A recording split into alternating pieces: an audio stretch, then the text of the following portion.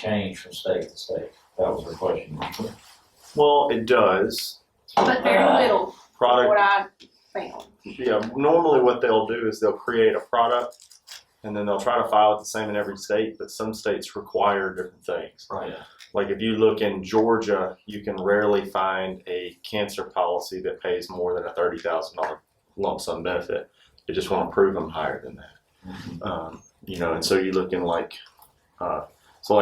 some states didn't approve them when they increased their plan benefits or prices. So like if you look in I think Virginia, it's still the original filing, like the way they filed it 6 years ago. Whereas other states, they've adjusted the premium and changed some of the benefit structure a little bit. So some of these states didn't accept the $3,000 plan. But for the most part, almost every state's the same. And most of the ones you are going to be selling in would be the same. So that's a good question. Any other questions? You got something to say?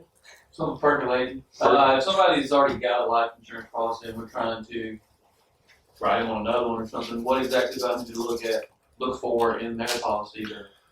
Yeah, so if they have a final expense policy, the first thing that you would also look at is just seeing if you can get them the same benefit for a cheaper amount off the bat. But what you find, like when you're going to houses and you can see the policy, is they'll have like what's called a paid up. What do they call it? Paid up. Reduced paid up? Reduced paid up. Yeah, reduced paid up. So you can look in their policy and see like what the reduced paid up amount is. So let's say you called them and you said, okay, right now I just cashed the policy out, or not cashed it out, but so I'll take the reduced paid up option. What benefit would they give you? So say they have a $10,000 burial policy and it's $50 a month, and then you call them and they'll do a reduced paid up for $2,000. They can take the certificate of insurance saying they have $2,000 coverage. You can sell them $8,000 for $40 or $35 a month. Well, now they still have $10,000 worth of coverage for less than they have been paying. Not having to pay that. So that's something you look for. You can look at the cash value too, so they can technically roll the cash value to another policy if they want to, and that's just normally a 1035 exchange. Most of the time, you're not going to get into that. I see that more like when you're doing face-to-face sales, because when you can see the policy, you can really see what's in it. When you're doing it over the phone, it's kind of difficult. You just really at the first part of it, seeing if you can beat their current rate. But if they're open to it and you can't beat their rate, so we'll get that policy out and then find out what the company is. You get the policy number, you three-way call into the company, and they'll tell you everything about it. And then that reduced paid up is a trick old Will Thompson taught me. So that's something you look for. Another thing is just if somebody's paying, wildly too much, a lot of times we tend to, like I'm saving somebody money. I just say, oh, well, you have a $10,000 benefit. I can get, and it's $50 a month. I can get you $10,000 for $40 a month. But what would be the better salesperson thing to do is like say they got the $2,000 reduced paid up deal, and so you just need $8,000 to get them back to $10,000, and for $35 a month. But you say now for the $50 a month you're spending, I can get you a $12,500 benefit because I can increase your benefit this month. You're paying nothing more, but when you die, your beneficiaries are getting $12,500 now, which is more in line with what a funeral would be costing. So that's kind of that conversation. And a lot of times your default is to think, oh, okay, I get them the same thing they have for less money. But if you can get them more for the same amount of money, that's the win-win. What else? Any other good questions? That's good. I like questions. Is there any exceptions that you could write somebody a prescription drug besides, outside of AEP or IEP? Yeah. Only like FEMA related SEPs, like if you have a weather area or a so it has to be a special enrollment period. So that can be like FEMA for disaster areas or whatever, COVID related, if they have one somewhere. Then you can also have where they are losing coverage, that regular SEP, the 60-day one. There's a bunch of random SEPs out there but like Moving. they moved the move SEP, they moved out of their service region of another SEP or another. Does LIS work for PDPs? Yes. Yes, it does. So if they're low income subsidy, you can change your PDP. Once per quarter.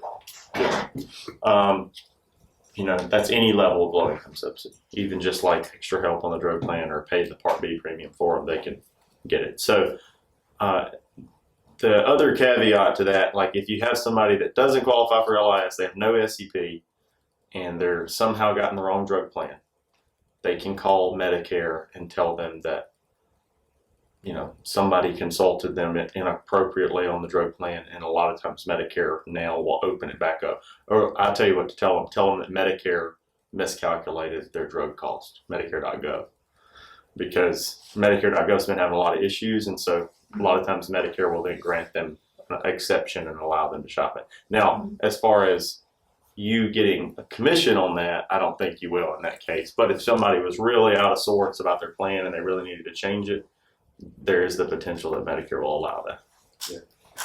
But I'm always looking for an SEP.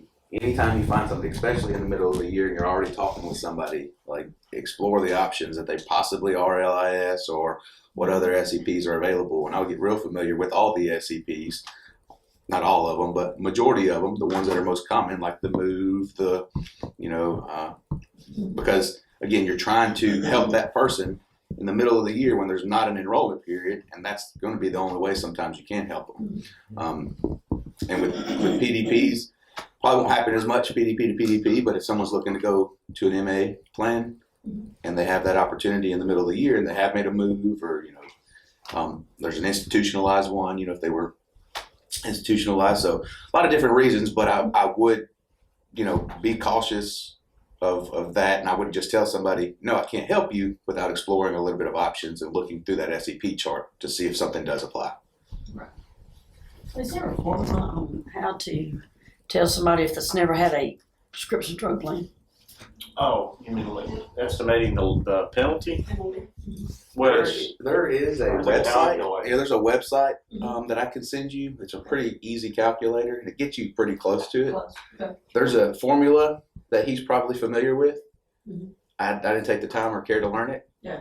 I think Nolan says it's about what, $360 a year. A little bit, just under 4, so like 380, 390 a year. Yeah. So Okay. So somebody that hadn't had a prescription drug plan I mean, that turned 70, they're like 5 times that amount. So about $20. It's About 20 1% bucks, a month, 10% cap per year. So say somebody didn't have one for 10 years, that's 100%, and it's of the national average premium. So the problem with the figure is it's always changing because the national average premium changes every year.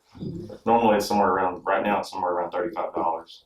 So 100% of 35 would be $35 monthly penalty. But if somebody just had like 8 months where they didn't have it, it'd be 8% of 35. So you just multiply that, whatever that national average premium is, times 0.08, and that's what their penalty is. But so it's pretty easy. What I try to do is you can use that vague, kind of approximation, and then tell them like I can't tell you exactly what it is, because we can never, like, even the calculator's not always accurate. Right. And a lot of times that's because they don't accurately know how long they didn't have a drug plan. Like they might say, I never had a drug plan, but they did have one for 2 years and they just didn't realize it and they dropped it, or things like that, So it's hard to really say exactly what it is. I just try to take that information and give them the highest amount that it could be, and anything lower than that, then they'll be excited about. About what Steven asked yesterday on Medicare Gurus page. How do you get them on original Medicare without enrolling them in a PDP? I think the best answer to that was each carrier has a disenrollment form you can pull up. No, Brian Machino put the best one on there this morning. So there's 3 ways to go about it. You can go directly to Medicare and have Medicare disenroll them. You can go to the carrier, call the carrier, and have the carrier disenroll you. or you can fill out the disenrollment form from the carrier. Yeah. So there's 3 I know ways. we've done it several times with Humana plans. They have a disenrollment form, so I figure Yeah. most of them do. But yeah, I mean, if you call them, that'd probably be more a better way to do it. We used to fax in their disenrollment forms. We never had problems with it really. So good question, Johnny. Now it's a pretty rare situation where somebody is not going to an MA and they don't want a drug plan.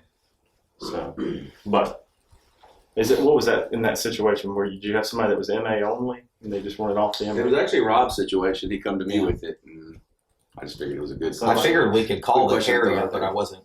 You know, somebody we wrote an MA only to and they wanted to. Yeah, something about they have some kind of grants for their cancer, the husband's cancer, and that being on that PDP plan was going to cause them to be canceled. And I kept trying to ask her, "Are you sure?" Yeah, normally what happens is there's 2 grants. There's one for Medicare recipients and there's one for people without Medicare, and they just have to call the grant people and tell them. But I mean, And she was panicking. I was like, "We'll get it fixed." And I said, "I've never heard of that before." But it's not a thing. Yeah. She just doesn't know that there's one that's for people on Medicare Part D and there's one that's for people that aren't. But a lot of times the people that do the grants are like, oh, you can't have this one with Medicare Part D. And they don't say, but it's okay. We can fill this one out and you can get this one instead. They just say, you can't have it. Go cancel that plan. You know, all your other drugs are screwed, but you know, you'll get this one. Anyway, there's a lot of half advice in the world, like where people, you know, where a pharmacist will make a recommendation that's really not necessarily completely based on what's best for them, or a doctor will say, well, you know, I'm a primary care doctor and I don't take this plan, you should get on this plan, but then all of a sudden their oncologist isn't in the network now, which is probably more important than the regular PCP. Yeah, I would say a good question to probably ask, just because if you haven't run into this yet, and I wish I would have had a little bit more training on the front end, is disability Medicare recipients. Like, what is your go-to plan? How do you justify an N or a G over a high deductible? You know, how do you, what is your best formula for that? Well, nationally, Medicare Advantage is always going to be the best Right. option, because there's a lot of states that won't even allow you to write them a supplement, except maybe a Plan A. Okay. You know, so here we do have MedSups, and we wrote a MedSups for a long time. So with the disability Medicare supplements, even when they are available, I would still caution anyone from getting them if possible and going to a Medicare Advantage plan, because the disability Medicare supplement rate increases to like 20-25% a year. And so if they're starting out, you know, and then, you know, if you think about it, like even the high deductible plan, why not just look at Lasso's growth plan instead of that, you know? Because there's not really a case where I'm going to advocate for a disability Medicare recipient to be on a MedSup anymore. It'd be either Lasso or a regular Medicare Advantage plan.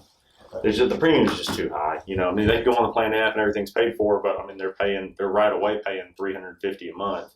Even the Lasso growth plan has a $3,000 potential out of pocket. So anybody paying more than $250 for a Medicare supplement would be paying more than they'd have to, and then they could still go to pretty much whatever doctor they needed to. So I don't see the value in it anymore. Okay. Yeah, I would definitely, and you could just position it that way. And so, like, I know, you know, your friends are, you know, they're over 65 or probably on a Medicare supplement. Normally, that's what we would look at for somebody and compare that. But the same Medicare supplement that your friend Sally, who's 66, is on, for you is going to be $313 a month, and the Plan F, which you're new to Medicare, disability Medicare, so you can't get. So this is the Plan G. You have a $203 deductible. Now, there are other options like Lasso, where you're going to have a $3,000 annual potential out of pocket, but it, you know, over time could build up and not have that, and you're paying $0. Then you're going to have this other, you know, UHC or Aetna or whatever plan that is $0 premium, and they're going to give you, you know, $1,000 a year for dental and, you know, blah, blah, blah. You can just kind of, I would just do like almost like a high level overview. Like the pro here is obviously you can go to any doctor you want to and almost everything's paid for. But you're paying $313 a month and it goes up 20% a year, and you're 42 or you're 55 or whatever. You know, I very rarely have written a disability Medicare supplement that they kept until they turned 65. It's stupid expensive. It doesn't make any sense. Like MedSups are great, but you always go Medicare supplement over Medicare Advantage. Okay, what if it's $1 million a month? Like, you can easily like eradicate that belief when there is a cost versus reward there. So you have to look at what's best for them. So disability Medicare, I'm going to lean into here. And then if network is a huge issue for them, then I'd go LASSO. And that's the same thing like with anybody that's older that's paying over a certain amount for a Medicare supplement. I'd always kind of deviate back to these plans because LASSO is a great middle ground for them if network is what they're concerned about. And you have some people that are averse to Medicare Advantage. Like you had one, I think that was a nurse before or something. Was that you? Yeah. And a lot of times their perception is so old, like it's based on things from 10 years ago that aren't really relevant anymore. But you have to agree with them. Yeah. You say, I get it. Listen, we didn't offer them for a long time. It took them a long time to work the quirks out, and then just kind of agree with them and talk about it from that standpoint and try to get them over that hurdle. And sometimes it's difficult because, it's hard to reprogram somebody's mind. But that disability Medicare supplement, now I wouldn't, I just wouldn't go there. Doesn't make sense.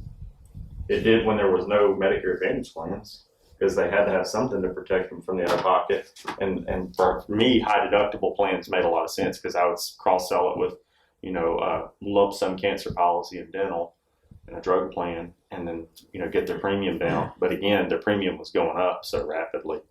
Like we were writing like Aetna disability med subs years ago, and those suckers are high. Most of them canceled now or moved to Medicare Advantage. Go. So what is the way that you phrase whenever you're packaging a cancer product, like how do you fill the gap with it? How do you do it? For T65. T65? Yeah, it would be different. On a med sub cross sell or a Medicare Advantage? That's up. It's up for Okay. Rusty on this. Okay, so somebody's 265, and we've already established that they want to go original Medicare with a Medicare supplement. Right. Then, I would be saying, we're looking at your Plan G, which only has a $203 deductible, and everything else is paid other than drugs. Your Part D plan we've looked at. Right now, you're not taking any drugs, so this $7.30 drug plan is great for you. It's going to be good 99% of the time. The only, other thing that we typically recommend here would be a lump sum cancer policy. It's designed to go hand in hand with this because when you're diagnosed, the full benefit is paid. There's not any kind of continuation of filing to get benefits out. We find that most of the time those don't end up paying out as much as the one that just requires the diagnosis to pay. The reason you need it is not for medical because remember up here, this is paying for almost everything medically. You don't have to worry about that. But this drug side, this plan is going to pay 95% of all of your drugs when you hit a catastrophic phase. But when you're looking at a drug like Revlimid, and it's $25,000 a month, 5% of $25,000 is still a lot of money. So this cancer policy will pay out a lump sum benefit that would pay that for you for a year, or we could even do a bigger one that would pay it for 2 years. And so that's what we recommend, if you really have to get into it. Now, to be honest, if it's turning 65, that's like the pitch where you're really explaining it to somebody. And I lead cancer before dental because dental is almost a given with some people. Some people just want the dental. Like you're like, oh, I forgot to mention, do you want the dental? And it's just that, do you want fries with that type of thing? And I'm like, yeah, I want the dental. Or what does it cover? So, well, blah, blah, blah. But if you're sitting down in person with them and you use those bundling sheets, and we have, the gold, silver, bronze package, you're already having it kind of built in where you're saying, this is the med stuff, this is the PDP, this is the cancer, this is the dental, and this is home health, and then this is the same thing minus home health, and this is the same thing minus dental, right? So you're just building it out and you're telling them, you're not putting the prices here, you're just putting, this will say PDP, this will say cancer, this will say DVH, but then there's a total price up here. And so this gets us a lot, if you're in person on the T65, of them just picking that middle price. And it includes, that's, PDP, cancer, dental, all in it. And it's a different type of approach because you're explaining why we do need this lump sum cancer policy because it really helps with the drug cost if you get diagnosed with cancer. And if they bring it up and they're like, well, the cancer now, I thought the med sup paid everything. Well, you just have to say more and more commonly, oral chemo and radiation medication is being used in light of going to the doctor and actually having radiation treatment. And those drugs are $20,000-$25,000 a month. So even though you're medically covered on the drug side, you could still be about 5% of that catastrophic amount. And that's where the cancer policy really comes in handy. So that's how you say it. And on the other side of that too, Justin, is you'll get some people that will rebuttal with like grants and get certain programs, but you don't just get those right off the bat. Right. So it's good to have this in place because I've heard some people say, well, I've heard some of my friends get grants and things, but I've heard of some people taking like a year or even longer to get on those programs. Well, it depends on the pharmaceutical company too, and which grant, which program. And then I'd say, hey, look, let's say you got this silver package, you got this cancer policy, and it's a $15,000 cancer policy. You're diagnosed and with cancer in January, and by February, you have your grant, and you're paying $5 a month for this $25,000 medication. That's great. You also have $15,000 in the bank, Right. that you didn't have before. Are you mad about it? No, because you can use it for travel. Because odds are, the person that's going to say that is also probably an upper middle income person, and they're pretty intelligent. But that means they're probably more likely to go to specific doctors further away. So it'd be nice, instead of having to dip into their savings, to use $15,000 for their hotels and travel to MD Anderson or somewhere. Let the insurance company pay for it. Yeah. So anyway, that's how we sell the cancer. The dental is much easier. It's just like, we say, just wanted to make sure, like, this is, if you're doing, like, especially over the phone, and if you say, now we've talked about the drug plan and the supplement, I think Josh Lustig says, category 3 is dental, vision, and hearing. Is that something that you've had covered before? And they'll say something like, either yes, they've had it. Those people typically want it a lot, because they're already used to having it. Occasionally they're like, I've had it, but I don't really use it. But if you're selling it, like, especially if you're selling the Manhattan, you can say, well, the plan that we have, we have several plans. We can sell pretty much any of them, but the one that we sell the most of is the Manhattan Dental, Vision, and Hearing Program. And the reason we sell that one is because it's a great long-term solution. It's not a day one, it's going to pay all of your bills program. And there's a lot of people out there that try to sell you one that'll pay for, root canals tomorrow. But the one that pays root canals tomorrow is never going to pay a significant portion of that root canal. The one that I'm looking at is going to pay 60% the first year, 70% the second year, 80% the third year. Now, the first year, it is going to have a waiting period on majors. But there's no other plan that in the second year, starting in the 13th month, is going to pay 70% of majors, up to $3,000 a year. There's also no plan out there that's going to let you use that entire $3,000 benefit for vision and or hearing. So, and anyway, I just kind of harp on the high notes. Some people would come in and say, like, this one only pays 60% the first year. Just phrasing is really bad. Like, you can say things in a way that people just talk themselves out of, like, oh, only. Don't ever say only. I would say only until you're talking about the 5% of catastrophic that somebody has to pay on the drug plan. Well, it only pays 95% of the drug costs, so 5% of $25,000. You don't use the word only unless you're using it to highlight a deficiency that you can cover. Medicare only covers medical and drugs, so we've solved that problem, but it doesn't cover dental and vision.